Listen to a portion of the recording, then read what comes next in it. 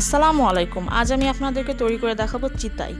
তো আমি ফার্স্টে চিতাইটা একটু ছিঁড়ে দেখাচ্ছি। দেখুন কতটা সফট হয়েছে এবং এটি কিন্তু মুচমুচে হয়, এটির বৈশিষ্ট্য।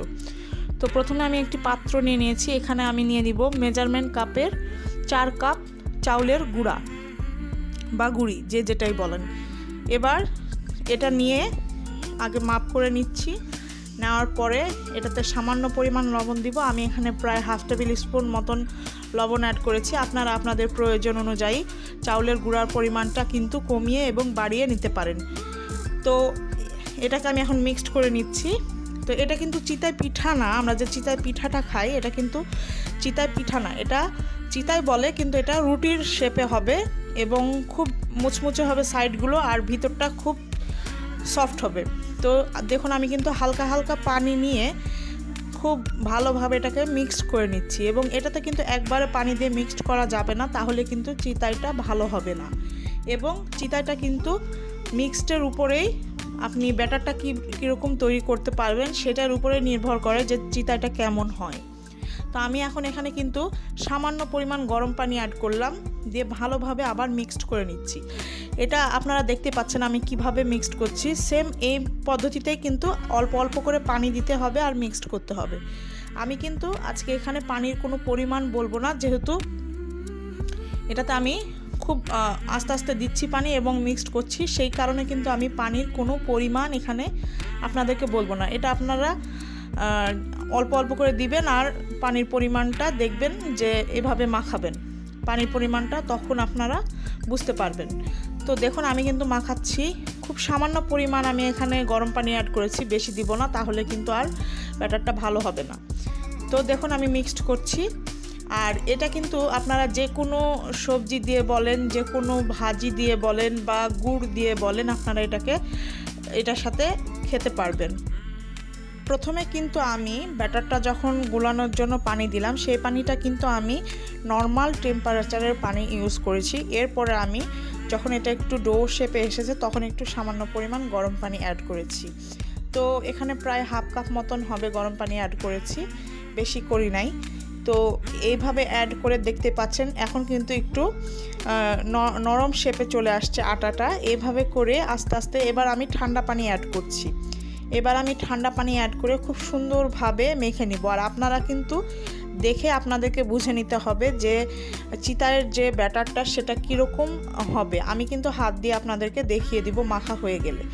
তো আমি যেভাবে আপনাদেরকে বলছি আপনারা এভাবে বানাবেন, ইনশাল্লাহ আপনারা সেম ফলাফল পাবেন। আর আমি আবারও বলে দিচ্ছি, এখানে কিন্তু যে পানির ডোটা মানে ব্যাটারটা আমরা তৈরি করছি সেটাতে কিন্তু একবারে পানি দিলে কখনোই চিতাই তৈরি করা যাবে না। একবারে পানি দিলে এই ডো মানে ব্যাটারটা হবেই না।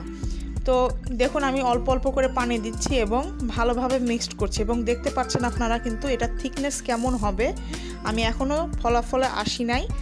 তো দেখুন আমি মেখে নিচ্ছি। এভাবে করে অল্প অল্প করে পানি দিয়ে বারবার ভালোভাবে মিক্সড করে নিতে হবে। আর অবশ্যই খেয়াল রাখতে হবে যেন ব্যাটারের ভিতরে কোনো লাম্পস না থাকে।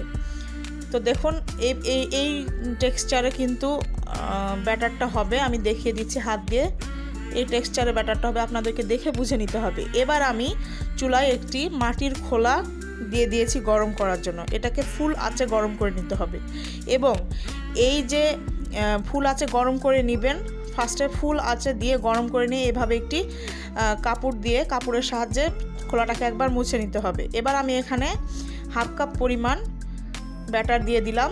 দিয়ে এবার এটাকে কিভাবে আমি ঘুরিয়ে নিচ্ছি খোলাটাকে, আপনারা সেটা একটু খেয়াল করবেন।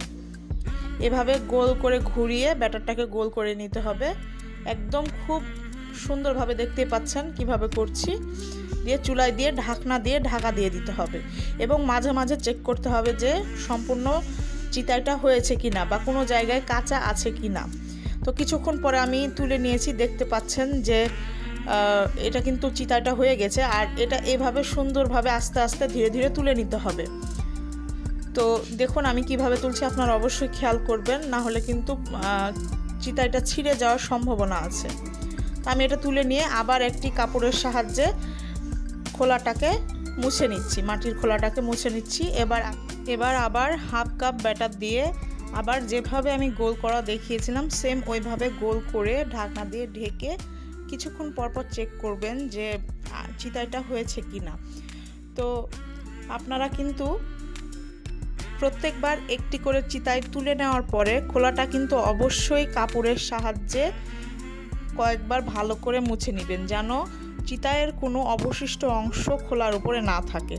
তো আমার এটা এখন গোল করা হয়ে গিয়েছে, আমি এখন এটা ঢাকনা দিয়ে আবার ঢাকা দিয়ে দিব। কিছুক্ষণ পরে আবার ঢাকনা তুলে আমি একটু চেক করব যে চিতাইটা হয়েছে কিনা। দেখুন হালকা পরিমাণ কিন্তু কাঁচা আছে, তো আমি আবার একটু ঢাকনা দিয়ে ঢাকা দিয়ে দিলাম। আরও কিছুক্ষণ অপেক্ষা করার পরে তুলে নিচ্ছি। এবার কিন্তু একদম চিতাইটা পারফেক্ট হয়ে গিয়েছে। আমি কেন ইউজ করতে বলেছি সেটার কারণ আমি একটু পরে দেখাচ্ছি। তো আমি আগে চিতাইটা খোলা থেকে তুলে নিয়ে আপনাদেরকে দেখাচ্ছি যে কি কারণে আমি বলেছি যে এখানে মাটির খোলাটা ইউজ করতে হবে। তো দেখুন আমি এখানে দেখাচ্ছি, এই যে পিছনের সাইডে যে দেখতে পাচ্ছেন, এইরকম যদি ফল পেতে চান তাহলেও কিন্তু অবশ্যই মাটির খোলাটা ইউজ করতে হবে। আর চিতাইয়ের কিন্তু বৈশিষ্ট্যই হচ্ছে এই যে দেখতেছেন ফুটা ফুটা যে অংশটা তৈরি হয়েছে চিতাইয়ের ভিতরে, এটা কিন্তু হলে পারফেক্ট একটি চিতাই তৈরি হয়েছে। তো দেখতেই পাচ্ছেন। আর এই যে পিছনের অংশটা, এটা কিন্তু আপনার ওই মাটির খোলাটা ইউজ করার কারণে হয়েছে। আপনারা যদি এখানে ননস্টিকের প্যান ইউজ করেন তাহলে কিন্তু এরকম ক্রিস্পিনেসটা আসবে না।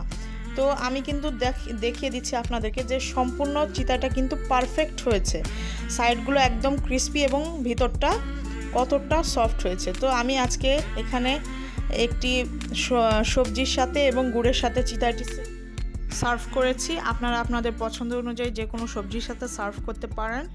তো আপনারা অবশ্যই এই রেসিপিটি বাসায় ট্রাই করবেন। আর যদি আজকের রেসিপিটি আপনাদের কাছে ভালো লাগে থাকে তাহলে অবশ্যই একটি লাইক দিবেন, কমেন্টের মাধ্যমে জানাবেন এবং শেয়ার করবেন আপনার ফ্যামিলি অ্যান্ড ফ্রেন্ডসদের সাথে। সবাই ভালো থাকবেন, সুস্থ থাকবেন, আমাদের জন্য দোয়া করবেন, সাবধানে থাকবেন। আর যার নয়, দেখা হবে অন্য কোনো দিন অন্য কোনো রেসিপি নিয়ে। সেই পর্যন্ত আল্লাহ হাফেজ।